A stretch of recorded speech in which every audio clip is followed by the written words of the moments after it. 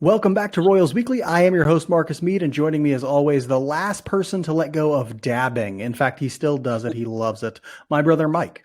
Now, I'm going to pretend to be confused about what that is, but then bam, what's up? All right.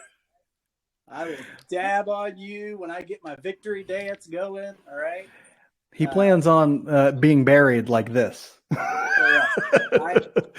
I'm a middle school teacher, so I can tell you, there are still middle schoolers out there doing this. Okay. Yeah. Get your guidance. How could they not? We need to have an intervention is what we need to do because it's not good. I'm like, hey, buddy, never going to get a girlfriend. Never going to happen.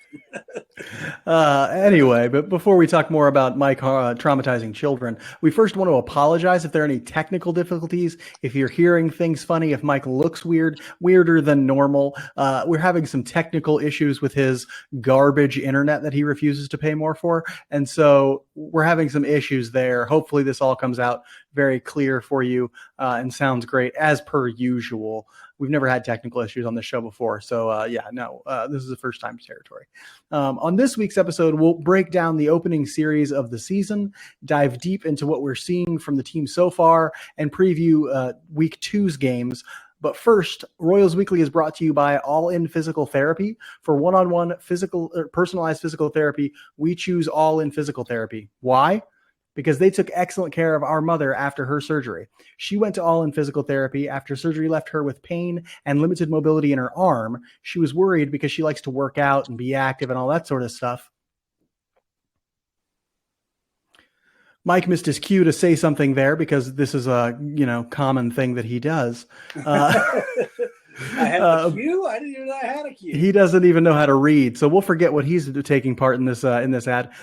She likes to be active. She likes to work out. She's not flipping tractor tires. She's flipping small mid-sized SUVs. So that's kind of her thing. The other day, actually, and she was throwing my kid so high in the air, I thought he was going to go through the roof. Anyway, she wanted to be able to do that stuff again. The excellent specialized care she got at All In Physical Therapy had her back to working out every morning in no time. If you're an athlete who's sustained a sports injury, the team at All In Physical Therapy will get you right. So give them a call and go see them. It's run by trained professionals and athletes who know how difficult the rehab process is. All In Physical Therapy is owned by and operated by Lee Summit's own Tommy Freevert, a former Arena League football player, Northwest Missouri State Bearcat, and as we know, a hell of a guy. They have offices in both Blue Springs and Lee Summit, but even if you're outside that area, it's worth it to make the trip into Lee Summit or Blue Springs just to get to work with Tommy. We trust the team at All In Physical Therapy, and so should you. Tell your doctor you want to do your physical therapy with the best of the best at All In Physical Therapy. To learn more, give them a call at 816-427-5300. That's 816-427-5300. Or visit their website at allin-pt.com. That's ALLIN-pt.com.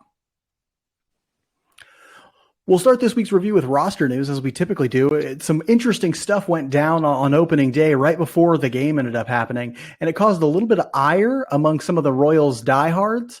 The Royals traded beloved reliever Richard Lovelady, a lot for name, but some for performance, to the Braves for cash considerations.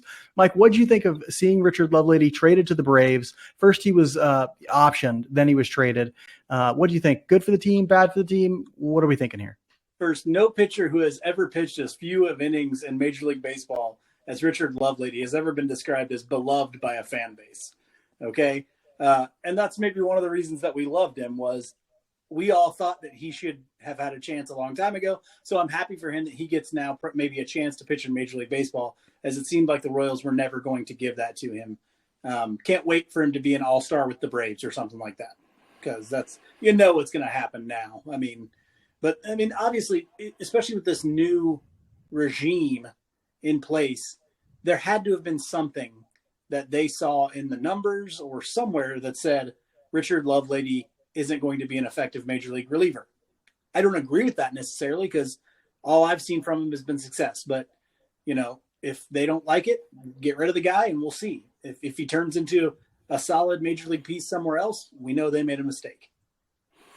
The only thing I put down in the rundown is thanks. I hate it. I do not like the trade of Richard Lovelady, mostly because I think he can be an effective reliever. Now, I wonder if they're looking at his velocity and saying, wait, maybe he's not going to get all the way back from this injury that he's coming back from, because he's not throwing 93, 94, or even 95, which sometimes he touched when he was, really at his highest peak velocity. He's not there. He's in the low 90s, sometimes even the high 80s a lot. And so, but that was really never his game. His game is deception lefty. His game is he's got a really good slider. His game is he can command a little bit. He was really going to be an effective guy against lefties, I think.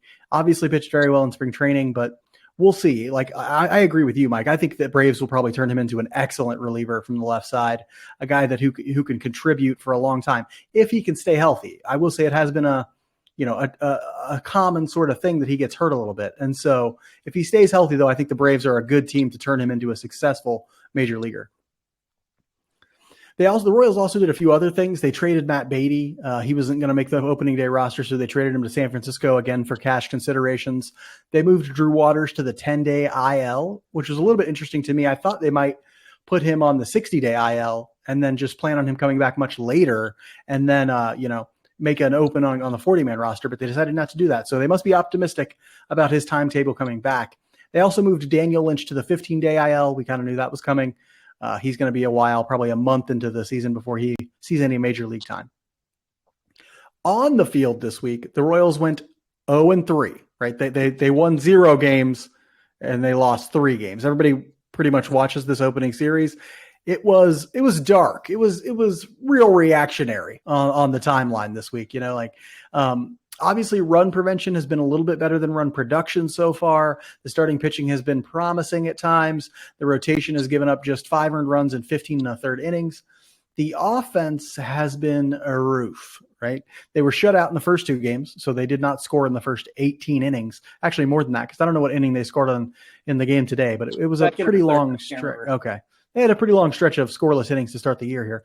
But they did show a little spark and grabbed 4 runs in this third game. Problem is they gave up 7.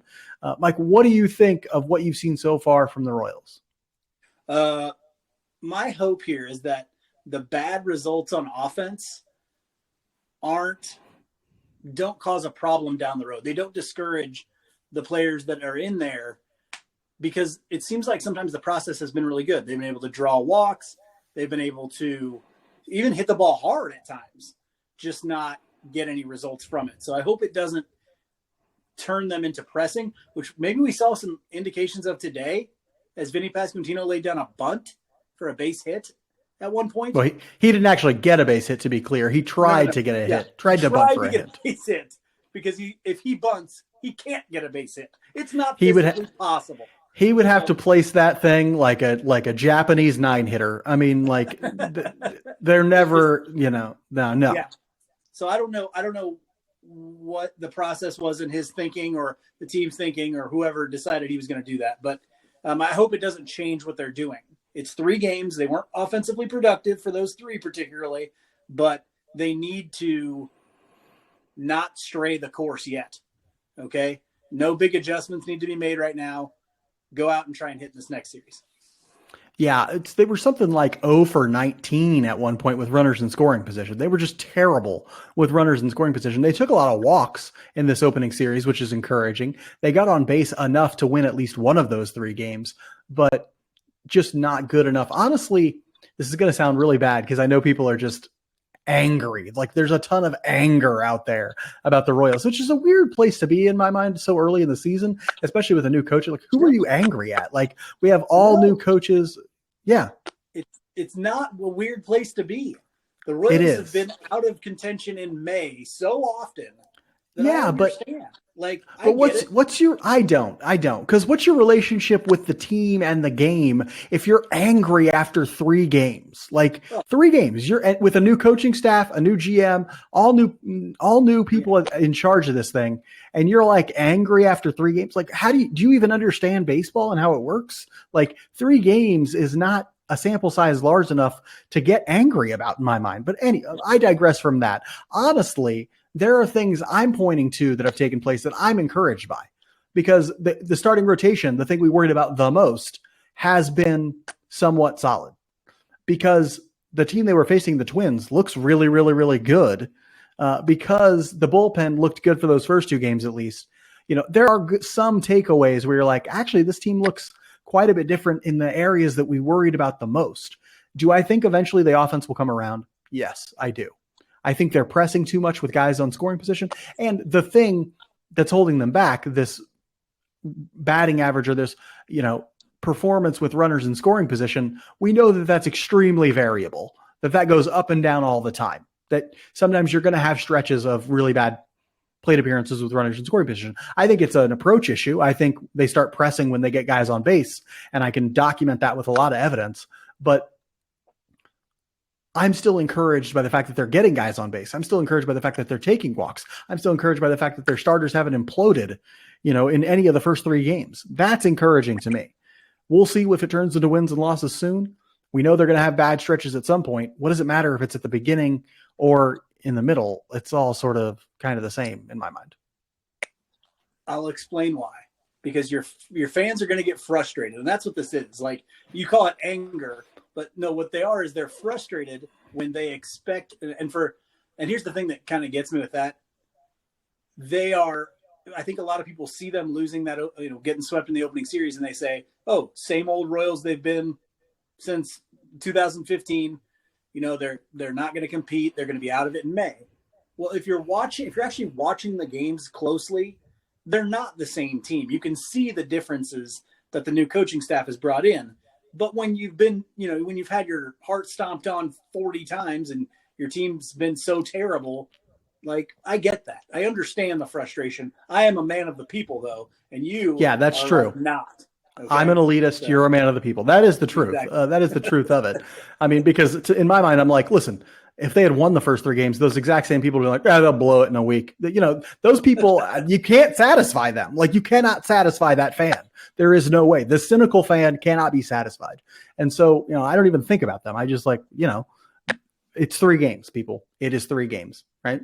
Now, being said, you can't draw any big conclusions for the 3 games, but Mike, I want to be able to ask some questions about, so what questions do this opening series spark in you about the Royals? The big one that kind of stuck out to me was, will they continue to draw walks at the rate that they have? They've drawn a lot of walks, especially for a Royals team, that brought back essentially the same personnel as they did last year. But they have taken a lot of walks, and I hope that continues because, like you said, we're getting people on base. Eventually, we'll level out that batting average with guys on base, and we will start scoring runs from that.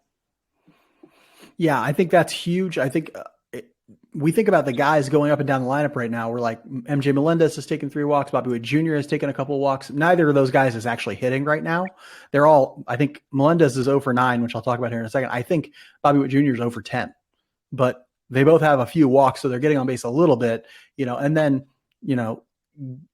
if they can take walks, if they can have that sort of approach up and down the lineup, it really does just give them opportunity to start hitting guys in whenever they finally get their, runners in scoring position curse, hexed away or whatever, the thing that I'm taking away, the thing that I'm thinking about, or the question I'm asking from this opening series is, can this pitching last? And most importantly, can this starting pitching last?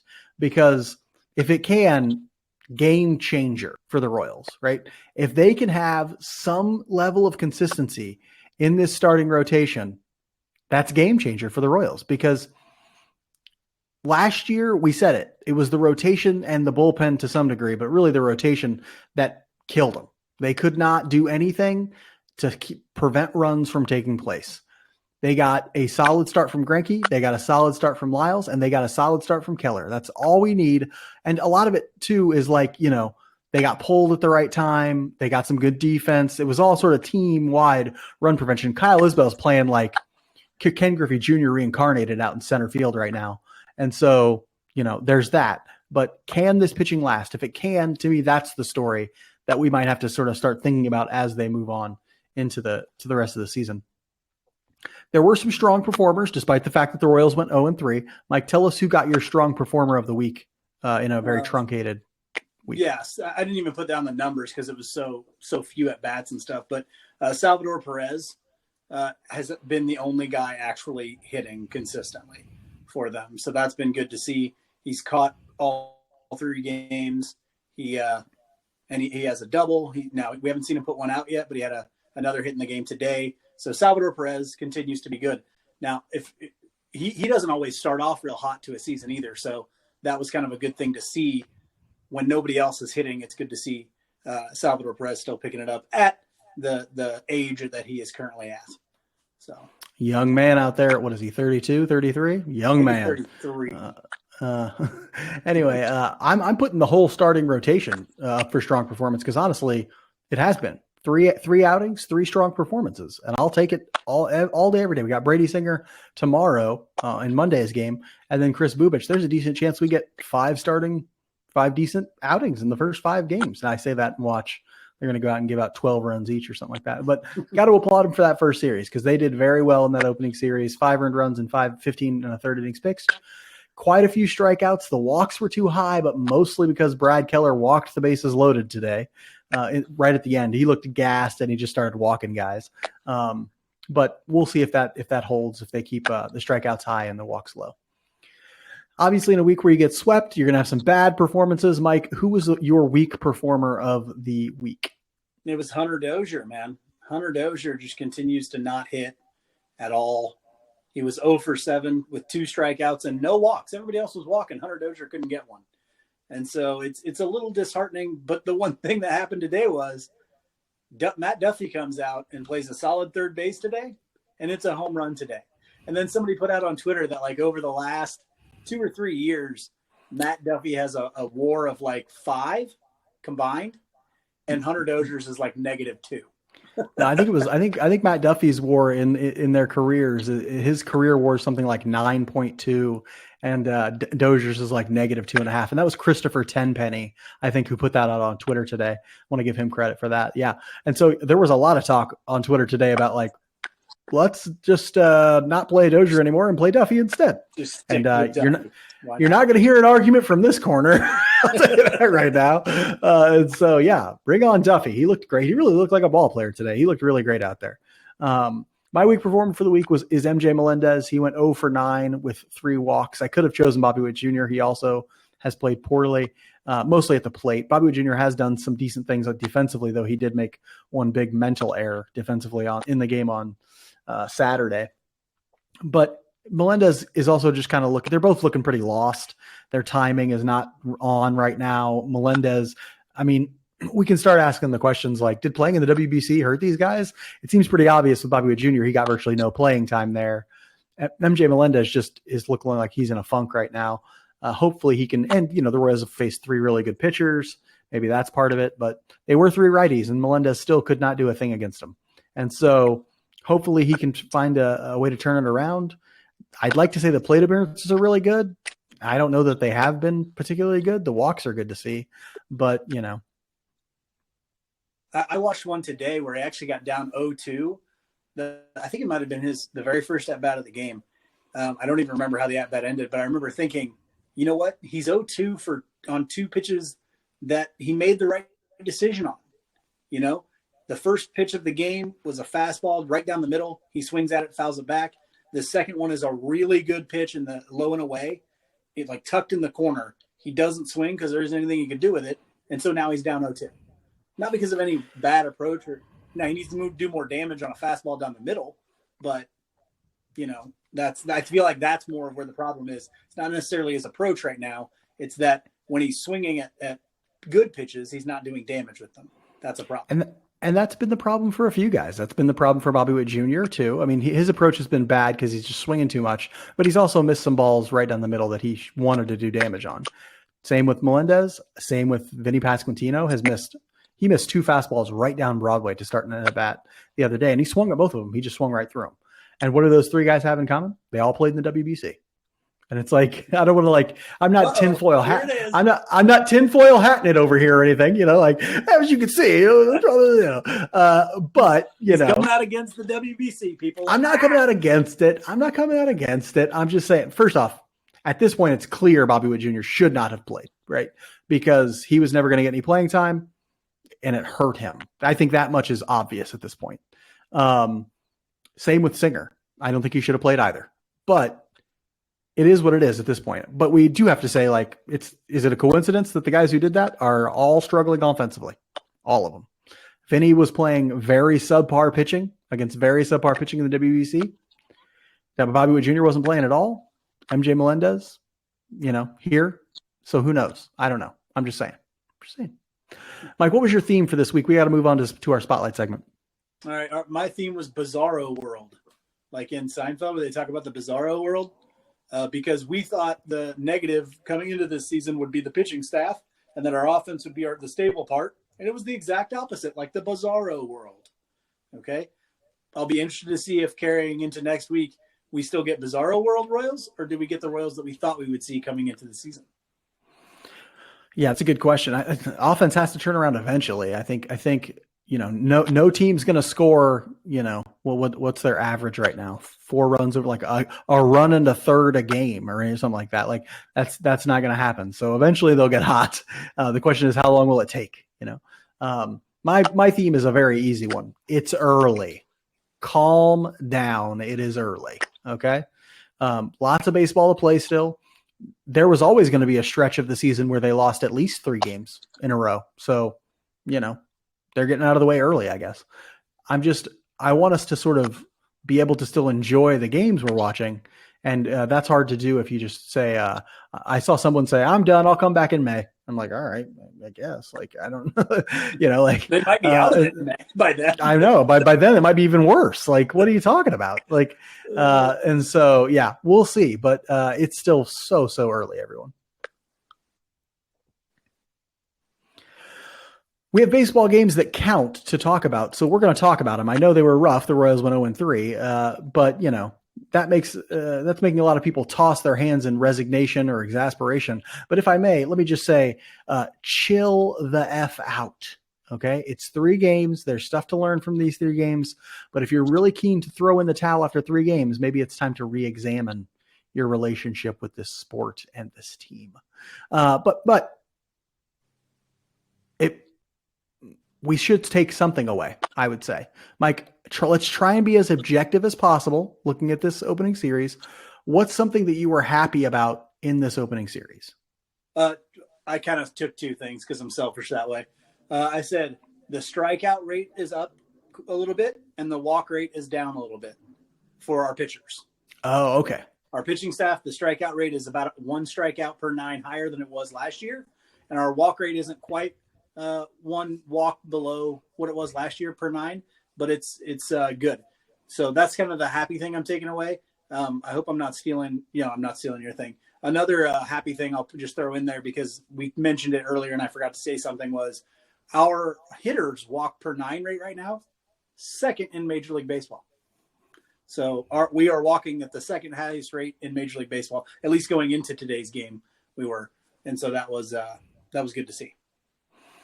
Yeah, I'm excited about a thing that is more managerial than anything, and that is pitcher usage. I think Matt Quatrero is showing that he is going to make the right moves when it comes to pitcher usage, that he's going to have a quick leash with a lot of their starters, that he's going to work matchups really well. Excuse me. What he's done in these first 2 games is forced the other team, the Twins in this case, to go to their bench to get rid of the bad matchup they had. So what he's done in 2 of these games, at least, and maybe all 3, he brings in someone like Amira Garrett, a lefty, to face some lefties of theirs. Well, it forces them to pinch hit with a righty off their bench. Well, you might say, oh, that creates a good matchup for them. Actually, no, it doesn't really, because a lot of times pinch hitters are more ineffective than regular hitters. They're just your worst hitters. Or, they come off the bench cold or whatever. Like you want to face those pinch hitters, even if because 1, it means their lefties are now out of the lineup. Their starters are now out of the lineup. They're trusting pinch hitters. And, it's more effective than trying to just like, we have a guy for the 6th inning. We have a guy for the 7th inning. Don't do that. Play matchups. Amir Garrett is very good against lefties, but can also get righties out. And so, or at least that's their theory. He's pitched like garbage so far, but he's not that bad. And so we'll see. But it's a good theory. It's a solid plan. And it looks like pitcher usage is going to be a lot more optimized than it has in the past. Now, we talked about what makes us happy for that opening series. Mike, what concerns you about that opening series? We can't draw conclusions, but what's something that's concerning you after watching those first 3 games? Not winning any games concerns me. Real simple. I thought you were going. You took the 2-foot putt there, huh? Because I'm still traumatized as a Royals fan, right? The hardest thing about being a Royals fan is how consistently they are out of it in May. They don't like even drag you to a point where you're like, oh, it's July and we are still around 500.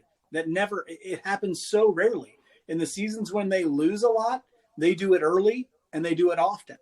And so as a fan, the thing that the only thing I'm really hoping for is a longer stretch of baseball that matters.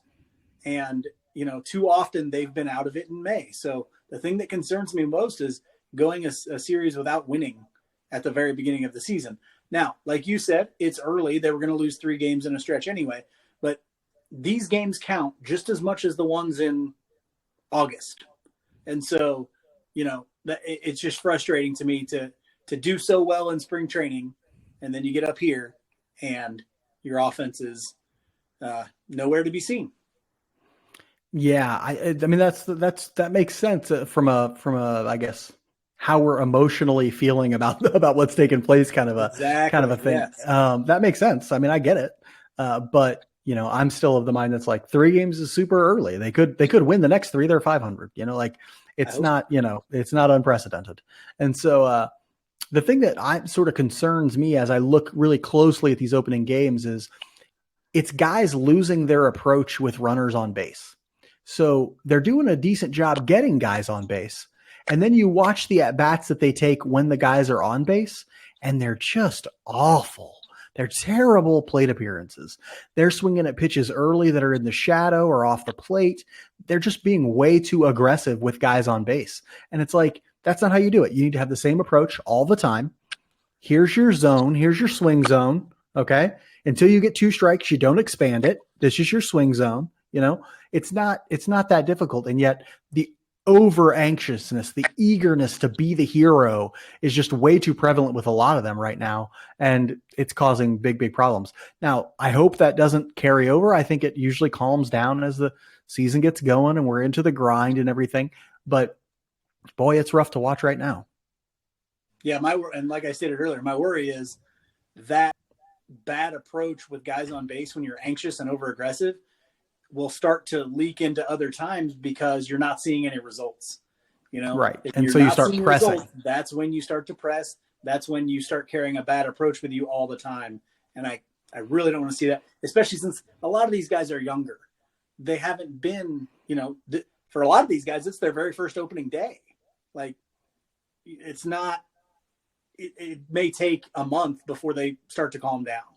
And, that's that's on the coach. Well, that's on the coaching staff, right?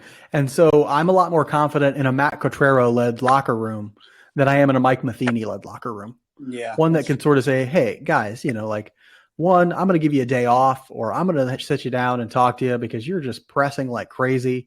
Like, relax out there. Like, just relax. And so, we'll see. I'm more confident in it being resolved quickly under this regime than previous regime. So that's good. We do need to sort of think about what we're want to watch moving forward. I'm curious to know what you're going to look at now that you've seen 3 games. What are you paying close attention to? What are you looking at moving forward after this first 3 games? Honestly, I'm looking at Bubic's start coming up in this next series. Really, the starting pitching staff overall. But I think with like Greinke and Lyles especially, you kind of know what you're going to get. With Singer, there's still some questions in my mind, especially since, he had a great end of last season. And I think you can count on him, and I think he'd be great. But really, this Bubic start coming up is going to be, I think, huge. How is his demeanor out there? Does he seem calm? If he comes out in that first inning and he walks the first 2 hitters, and you're like, okay, this is, that'll kind of increase the pressure and the tension. I'm hoping really that first inning for Bubic is going to be huge. And so I'm really curious to see that start from Bubic. And the rest of it, we'll continue to keep an eye on the starting pitching. That's what I'm looking forward to.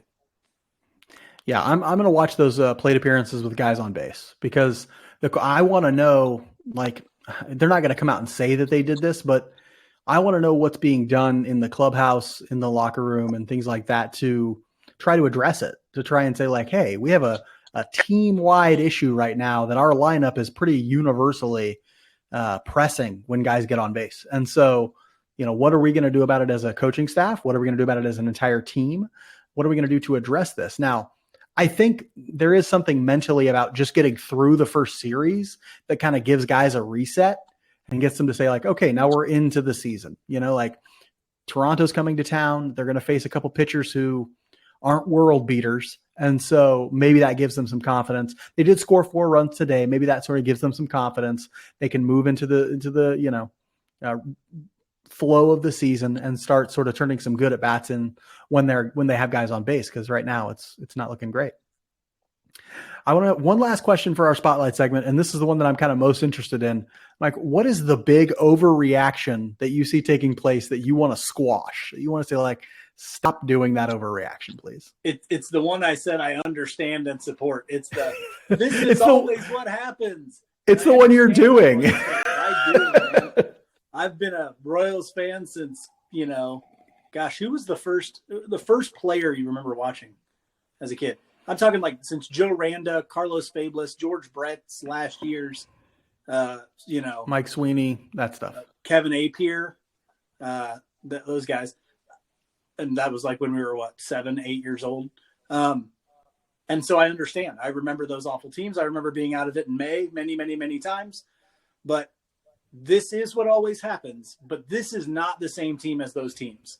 They have an idea. This group, I believe in Matt Quatraro as understanding and having an idea of what to do. And there is talent on this team. And so, yeah, this isn't, I know it feels like this is always what happens, but that ain't it. Okay. That ain't it. I'm trying to stop people from reacting about the offense, right? I get the concerns. They are not illegitimate. But what you need to understand about hitting with runners in scoring position is that it is variable. It fluctuates all the time. There is no, or at least there are a lot of people who will say there's no like clutch gene, there's no clutch ability or skill. It's just that, sometimes the numbers look really bad hitting with runners in scoring position, and sometimes they get better, and it just sort of fluctuates throughout the course of the season. It's one of those things that, will come back, will regress to the mean. And so don't freak out. Don't worry. Don't, this team will score plenty of runs, hopefully. I say all these things as if I have a crystal ball, but I don't. But it won't be this bad always. And so try not to overreact when it comes to things like hitting with runners in scoring position, because that often is pretty variable. We get a full slate of games this week. There will be a game every single day this week. How awesome is that? I'm very, very pumped to just watch baseball every single day this week. And so very excited about that.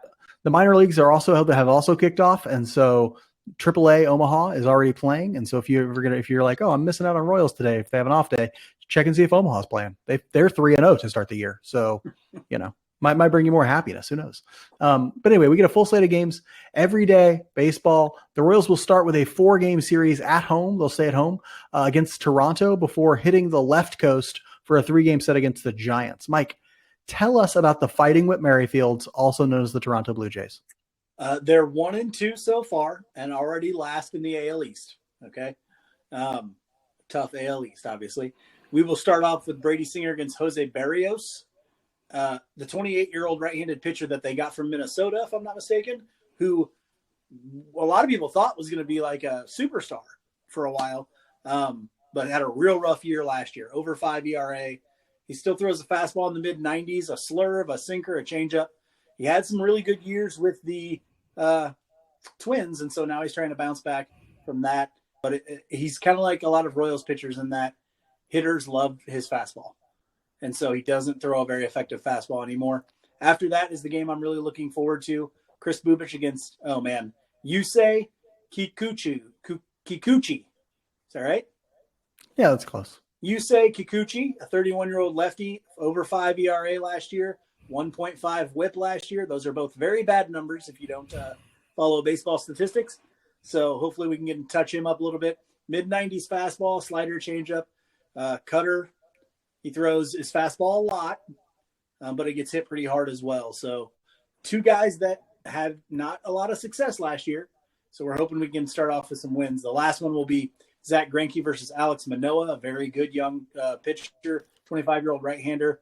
3.5 ERA last year, but he struggled in there for his first outing. So that's going to be a problem. Fastball, slider, changeup, but he's a good pitcher. And so that's going to be a challenging one. He's not overpowering with his stuff, but he's got really good command. So, yeah, hitters were all over his slider apparently in his last outing, which is what you put in the notes right here. So thank you. And that is his best pitch typically. So, but Alex Manoah is supposed to be one of their best pitchers. To be clear, he did not have a 3 I don't know what you said for his ERA last year. I didn't put his last year numbers on this because Manoah has already played or has already had a start this year, and he got rocked in it. He did not pitch well. So he has a 13.50 ERA right now and a 3.30 WHIP right now. But that's just fault. Okay. That's just in one start. And to be clear, his name is Alec Manoah, not Alex Manoah. Give me a break, all right? Mike is just he's bringing a real mud pie to the episode today. Just face first into a pile of manure for you today. ERA when he's got one start. Because he has stats to provide. On there, man. That tells us how well he's doing this year, really poorly, right? And so we'll take it. We'll take it. He was an all-star last year, ladies and gentlemen. But so far this year, he's Jackson Kowar. So he had a good outing today, by the way. Don't be fooled by those numbers. I watched the game. It was not as good as the numbers looked. Okay. Anyway, after Toronto, they're flying out west just really once. They're not. Usually you see a West Coast trip where they have other guys, but no, they're going to the San Francisco and then they're going to Arlington. And so it's not a real West Coast swing. They're just going out to play the Giants. The Giants are 1-2, which is last in the NL West. I wonder if their fans think the sky is falling. It's like, but we'll know. We'll see. No, we don't have probables for every game, though. There's only probables out for the first game. We'll probably see Kevin Gausman in that first start, who is really, really good. The Giants really have a strong starting rotation. That's what's going to carry them this year. It's Gausman, it's Logan Webb, it's Alex Cobb, it's Ross Stripling, and it's Jake Junis. I think is gonna make some starts for them. We may get to see him in the series that we play against them. We'll see. I'm not real sure how it's going to work out, but that'd be cool because I like Jake Junis. Remember they turned him into a good starting pitcher after the Royals, just crapped the bed. Anyway, the lineup, while the rotation's really good, the lineup is a mixture of kind of grizzled vets and young guys I've never heard of. So they're probably going to have some issues scoring runs. They're a team that last year had some issues scoring runs. And so we'll see if their offense is clicking when we get there. Hopefully not. Maybe the Royals have a chance to get some wins this week facing two teams that are a combined 2-4. Is that right? 2-4? Yeah. 2-4. Yeah. So we'll see. We'll end this week's episode like we end every episode with our Just About Outside segment, where we talk about something that's interesting to us outside the world of baseball. Mike, besides your garbage internet, what is interesting to you outside the world of baseball this week? I'm getting warmed up for the 2023 NFL Draft. You and I are people who have studied the draft in the past, and we used to hold draft parties at our house every year and really concerned with that sort of stuff. The Kansas City is hosting the draft this year for the first time since I can remember. Actually, it has to be the first time ever because it used to just be in New York until they started moving it around. So, I'm excited for the draft. I've started looking into that sort of stuff, getting on the mock draft simulators kind of stuff. So I'm just pumped for the draft to see who the Chiefs can add and then possibly get a championship ring for. Those guys, if you get drafted by the Chiefs, think about how likely it is you're going to get a ring. I mean, there's a chance, a good one. So I'm excited to see what happens April 27th. It's Thursday, April 27th, start of the NFL draft here in Kansas City, Mo. Here's my thing. Love that the draft is happening here in Kansas City. Love that. Just because I like the city getting cool stuff. That's always awesome. Yeah. I am not a fan of the way the draft is covered now. You and I became draftniks back when it was still like all done in one day or 2 days or something like that. Yeah. And it was like it was barely shown on TV. It was like on like ESPN 8 The Ocho or something. It was like there was no big deal. It was like there was no coverage basically. It was just Mel Kiper and that was it basically. And so I miss those days. No, the great thing was day two. Day two when like you had to go find it on ESPNU or whatever, and like they're flipping through picks like crazy, and you're like, I've never heard of this guy. Like that was the good days when it was like, hey, we got 12 hours to go because they get 10 minutes per pick in the 7th round. Like, yeah, I liked it when it was an all day affair, like not like a 2 hours in prime time. I liked it an all day affair on Saturday and Sunday. You could hang out and just watch the whole thing and just lays out and be a bum and look at these guys you've sort of been following for many, many months. That time of the NFL draft is my favorite. That's when I really fell in love with it. The way they cover it now with all the human interest stuff, I do not care. I don't care. And so it's rough. I don't even watch it anymore, really. I'll still read some stuff about it beforehand and everything, watch some highlight film, watch some film probably even on guys. And I'll definitely watch film on the guys that the Chiefs take. But I just can't get excited about the sort of ways in which they're playing to the extremely casual NFL fan to get them to watch the draft. It bothers the shit out of me. The thing that kills me is that I hate about the human interest stuff is they never do them in interesting or new ways. It's the same narrative every time. They just plug in a new player every year. It's like, Cancer Kid stories? You mean a Cancer Kid story? Yeah. They love a Cancer Kid story. That's their favorite thing to do. Cancer Kid story. Okay.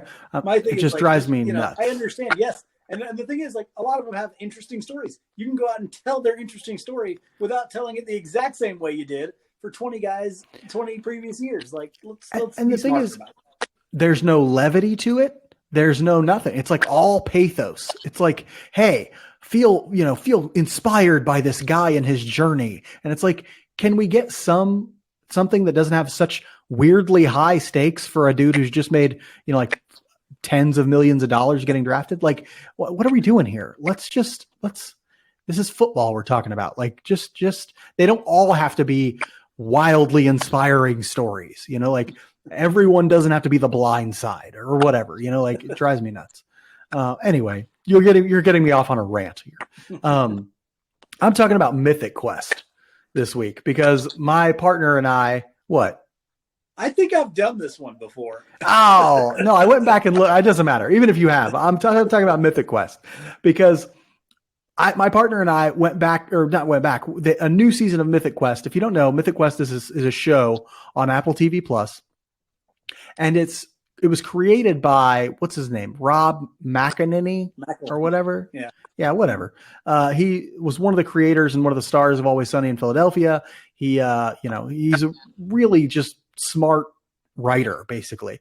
And this show is so well written. It is so good, both as a comedy and as like with enough. It's a dramedy, really, kind of. That's like 70% comedy, 30% drama, dealing with people's sort of inability sometimes to be socially, what's the word I'm looking for? Intelligent, socially, aware and capable, dealing with a lot of different stuff that's really interesting. And of course it's set at a video game company where they run like one of these massive video games. It's a lot like basically World of Warcraft. And so just a really funny and also good show. If you ever get a chance to go see it, we just watched the most recent season and it is as well written as any season of television I can remember seeing. And so go ahead and give it a shot if you haven't. Ted Lasso is not the only good show on Apple TV Plus. Mythic Quest, I would argue, is just as good. And so please give it a shot. The actress who plays Poppy Lee, I love her. She is amazing in the show. And so, yeah, just give Mythic Quest a shot. It's really, really good. I promise. And give Royals Weekly a shot next week when we come back and talk about what is hopefully a 7-0 week for the Royals. Okay. So we'll be back to talk about the Royals, whether they go 7-0 or 0-7. We promise. Until then, be good to each other. And go Royals.